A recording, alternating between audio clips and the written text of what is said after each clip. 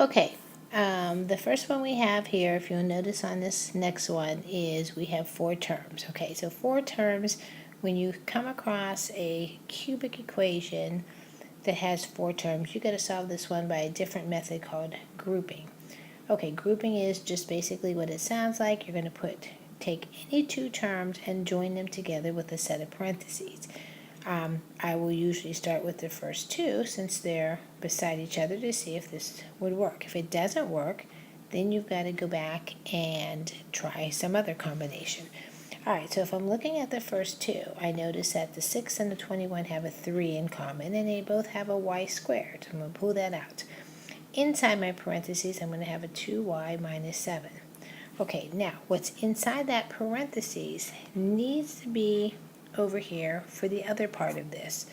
Okay, now I'm looking at what's left, the 4y plus 14.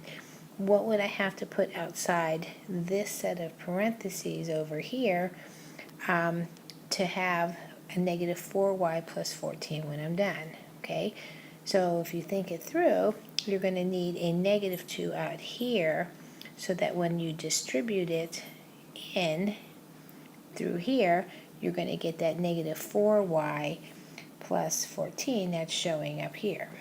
Okay? All right, so now notice that the 2 parentheses that I've just created are identical. Okay, so grouping's going to work for this one. So now what I want to do is I join those 2 parentheses together. I only write it one time. And on the outside, I join these 2 for the other set of parentheses. So I end up with 3y squared minus 2 and close it.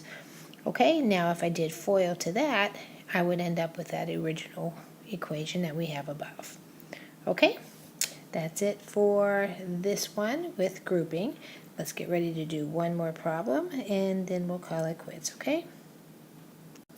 All right, very last problem. You're going to look at this and you are going to factor completely. You go till you can't go anymore.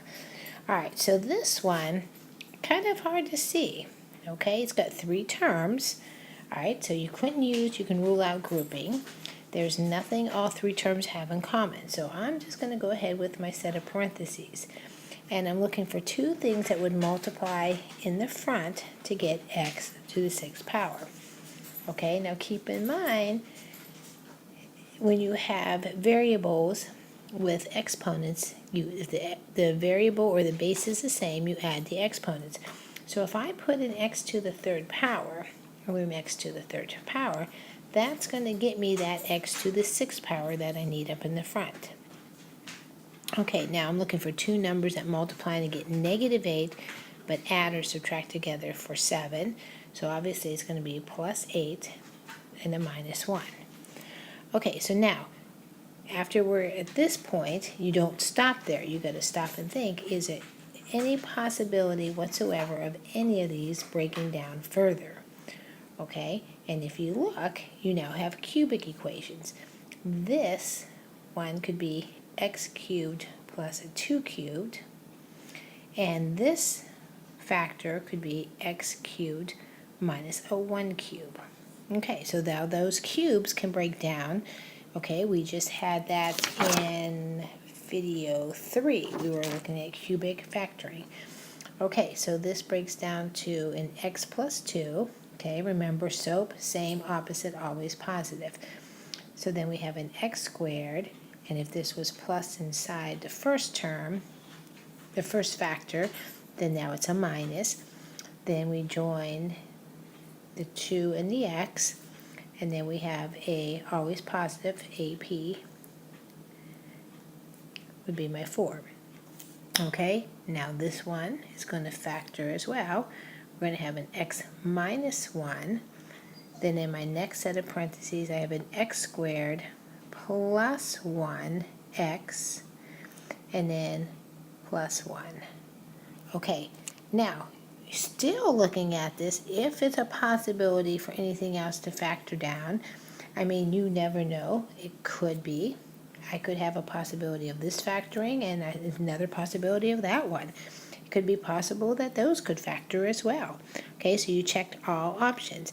If I'm looking at this one, I don't see anything that would factor with another breakdown, you know, you could check it and think, could anything come here and here with an x and an x, but numbers that would multiply to get 4, but add or subtract to get -2. Okay, it might be possible. If I had a +2 and a -2, okay, that's not going to give me anything with a -2 in the middle, and 4 and 1 isn't going to work. So we know at that point that that can't factor out any further. Okay, and you're going to have the same thing if you look down at this one. X squared plus 1x plus 1 can't break down either at that point. So that's the end of it, okay? All right, so now the sub is going to go ahead and stop the video. If you turn your paper, your warm-up sheet, over to the back side, you'll see some homework problems that I want you to practice these. I am going to post these links online under my calendar, so if you are home and working on your homework and have any trouble with the factoring or don't know how to do that slide and divide, you can pull up those videos on YouTube, and the link is on the homework calendar under Friday's date. Okay, have a good weekend, guys, and I'll see you on Tuesday. Bye.